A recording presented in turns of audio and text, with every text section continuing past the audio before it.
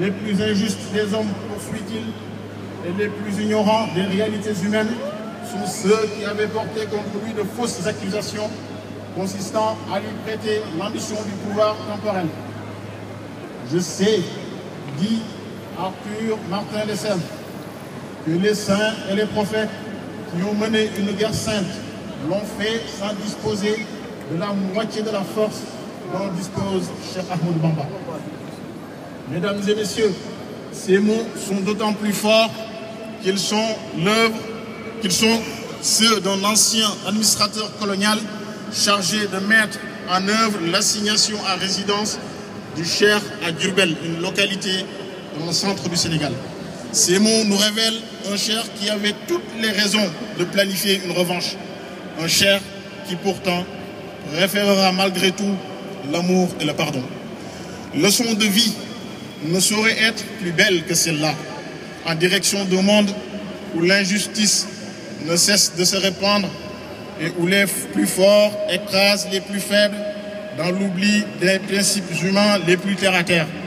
L'attitude de Cheikh Ahmadou Bamba indique en effet que la seule solution au tumulte de notre époque est de s'abstenir de causer du tort à ses semblables et de leur venir en aide à chaque fois qu'on est en mesure de le faire. Cheikh Ahmadou Bamba est donc bien un universaliste, attaché au respect des droits humains, à la liberté de conscience et au droit de chacun à vivre dans la dignité et la quiétude. En témoigne le fait que ses prières ont rarement été réservées aux seuls croyants, encore moins aux musulmans. Dans son poème intitulé « La recherche du remède Matlabou Shifa'i », il dira « Ô toi le juste, le bon par excellence, fais descendre tes bienfaits là où existe le dommage, le bien là où il y a le mal, la générosité là où prévaut l'avarice, fais descendre la richesse dans les milieux pauvres et la reconnaissance dans les milieux ingrats. » Dans cette invocation célèbre, Cheikh Ahmadou Bamba ne fait aucune distinction entre le croyant et le non-croyant, entre le noir et le blanc, encore moins entre ses amis et ses ennemis. Cette générosité universelle n'étonnera pas quiconque sait que Cheikh Ahmadou Bamba n'agissait jamais pour quelque intérêt personnel. Si ce n'était pas pour les fils d'Adam, dit-il, je ne passerai pas une seule nuit sur terre.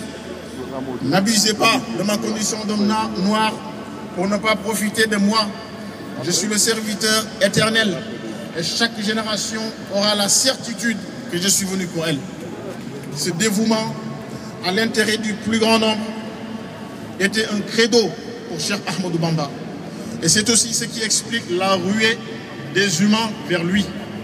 Une ruée que les plus grandes restrictions de l'administration coloniale n'ont jamais pu contenir.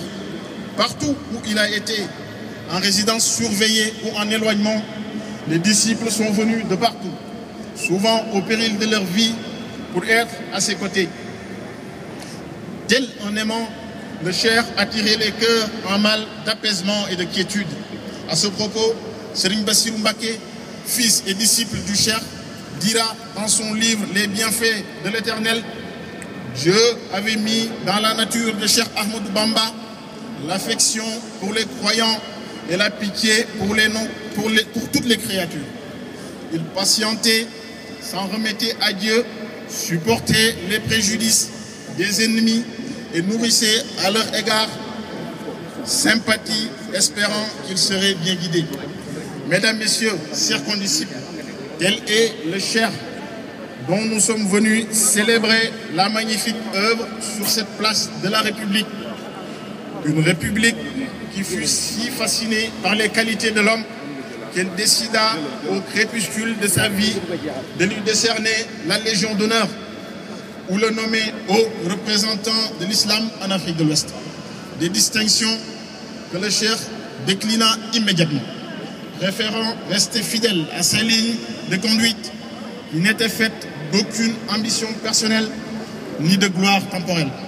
Mesdames et messieurs, chers condisciples, dans un monde où l'envie de reconnaissance conduit aux pires attitudes, un monde où la soif de pouvoir dicte les barbaries les plus infâmes, Un monde où le langage de la violence a fini de larguer ses amarres. Un monde où l'indifférence gagne de plus en plus les cœurs. Des œuvres comme celle de Cheikh Ahmadou Bamba sont à populariser. Elles sont aussi à enseigner, notamment aux jeunes générations, sans distinction de race, d'origine ou de religion. Ces générations doivent comprendre et intégrer le fait qu'on ne peut pas combattre la guerre par la guerre, ni la corruption par la corruption. L'adage qui veut la paix prépare la guerre devra être mis en échec, comme il le fut par l'œuvre de Cheikh Ahmadou Bamba. En effet, sans jamais faire usage de la force, sa cause a triomphé sans tâche, confirmant ces mots du Coran. Les bonnes actions et les mauvaises ne sont pas équivalentes. Repose celle-ci par les meilleurs, et voilà que celui qui t'a témoigné de l'hostilité devient semblable à un ami protecteur.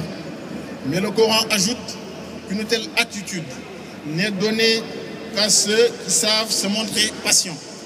Soyons donc patients, restons persévérants et devenons aimants les uns envers les autres.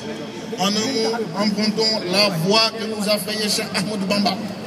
Ainsi serions-nous des citoyens modèles, des êtres dignes de confiance et des éléments utiles à notre société. Jërëjëf Serigne Touba. Merci Serigne Oumar. Donc nous allons passer la parole à Jean-Jacques Briand, adjoint au maire de Pantin.